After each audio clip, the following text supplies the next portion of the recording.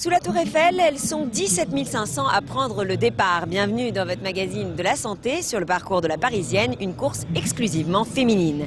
Cette semaine, nous aussi, nous avons décidé de leur donner l'exclusivité. Les femmes seront la vedette de ce magazine. Dans cette émission, nous allons vous présenter le portrait d'une sprinteuse, une infirmière libérale qui multiplie les visites dans le Val-de-Marne pour soigner ses patients. Nous parlerons aussi de la pilule du surlendemain, une avancée de taille dans la course de fond que livrent les femmes pour leurs droits. Enfin, aujourd'hui, l'effort n'est pas désintéressé, c'est pour le cancer du sein que les femmes vont parcourir 6 km. Nous allons parler de reconstruction mammaire, mais avant, d'autres actualités en bref. L'Égypte en pleine psychose de grippe A. Jusqu'au 3 octobre, le gouvernement a ordonné la fermeture de tous les établissements scolaires et universitaires. Moins de 900 cas ont été diagnostiqués depuis le début de l'épidémie. Le taux de malformation à la naissance augmente en Chine. D'après de récentes études, il a doublé depuis la fin des années 90. En cause, la pollution environnementale, mais aussi des grossesses plus tardives.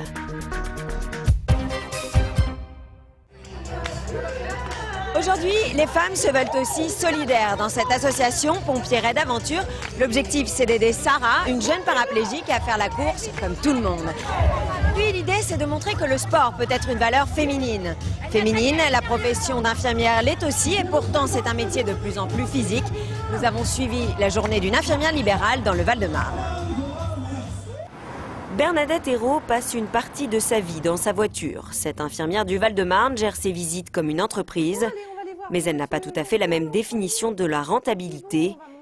Chaque jour, c'est à ses patients qu'elle donne son temps et son énergie. Elle prodigue les soins. Alors là, ce sont des soins stériles.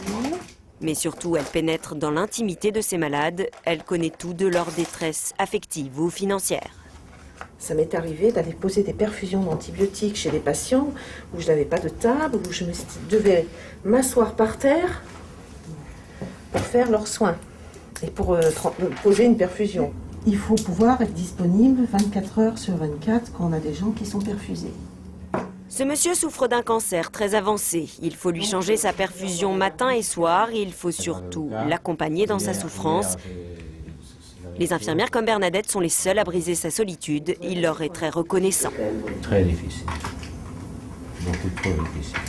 À demain, monsieur Georges. Dans sa grande lutte contre la maladie, Bernadette se bat aussi contre des petites choses, comme les ascenseurs, toujours en panne. Globalement, les ascenseurs sont pas en très bon état, toujours. Elle dévale 54 étages par jour et un nombre de visites impressionnant aujourd'hui. Je ne les ai pas comptés, mais je pense qu'on doit être entre 22 et 25. Alors on peut aller jusqu'à 30, 33, ça dépend. Alors plus on a de visites, plus on commence tôt. Prochaine destination, le foyer de retraités. Ici, Bernadette a appris à être patiente. Bonjour, monsieur Mabillot. Elle fait ce qu'elle appelle du nursing et distribue les médicaments. L'intoxication médicamenteuse est une des premières causes d'hospitalisation chez les personnes âgées. C'est aussi une des premières causes de chute. Mais rien ni personne ne peut lui faire perdre son énergie. Non, je ne le mets plus tant qu'il y a des bonbons. Aujourd'hui, exceptionnellement. Vous les mettez, je les enlève aussitôt. On verra. Avec certains de ses actes rémunérés 5 €, Bernadette a appris à donner sans compter. Elle a aussi attendu que ses enfants soient grands pour se lancer à corps perdu dans ce métier.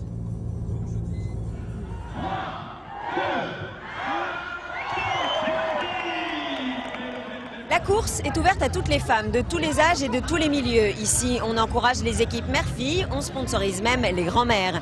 L'occasion de mesurer le trajet parcouru, car la course pour les droits de la femme a été longue. Et pour certaines, voici une nouvelle avancée médicale. La pilule du surlendemain est un contraceptif d'urgence efficace 5 jours après le rapport sexuel. Au planning familial, on accueille toutes les jeunes femmes en demande de conseils.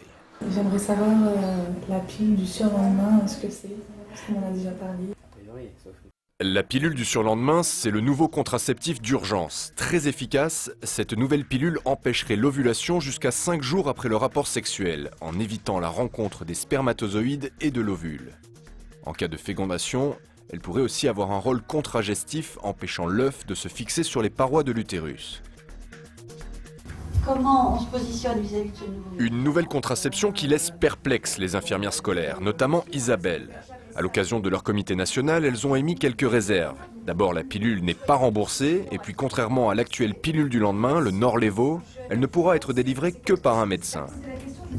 Une élève qui se présente à l'infirmerie et qui nous décrit un incident de contraception, on estime qu'il y a nécessité à prendre la pilule d'urgence, le Norlevo, on peut lui délivrer facilement et ça reste dans le cadre du secret professionnel. Là, dans cette situation, on va être obligé d'orienter les élèves vers un médecin pour la prescription et on va se heurter à des difficultés. Des difficultés, il y en a déjà en France. Les avortements continuent à être fréquents, malgré le perfectionnement de la contraception. La France représente un véritable paradoxe, puisque nous sommes l'un des pays au monde, ou le pays au monde même, où la contraception est la plus utilisée, puisque seulement 3% des femmes qui ne souhaitent pas être enceintes et qui ont une vie amoureuse n'ont pas de contraception, ce qui est très très bas.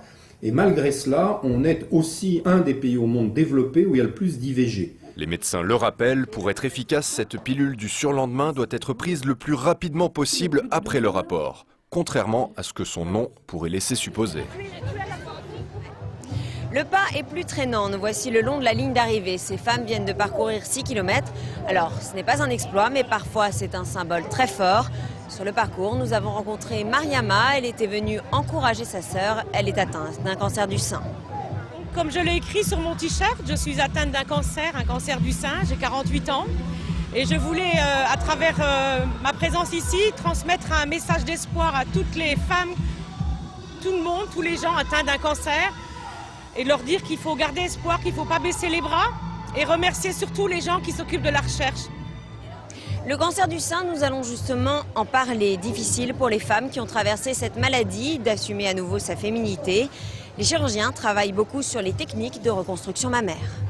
Karen Watson, 44 ans, ne pensait pas pouvoir un jour profiter de nouveau de la vie. L'été dernier, juste avant de partir en vacances, on lui a diagnostiqué un cancer. Elle a dû subir une ablation de son sein qu'on lui a immédiatement remplacée grâce à la reconstruction mammaire. Une chirurgie qui pour Karen a eu un prix.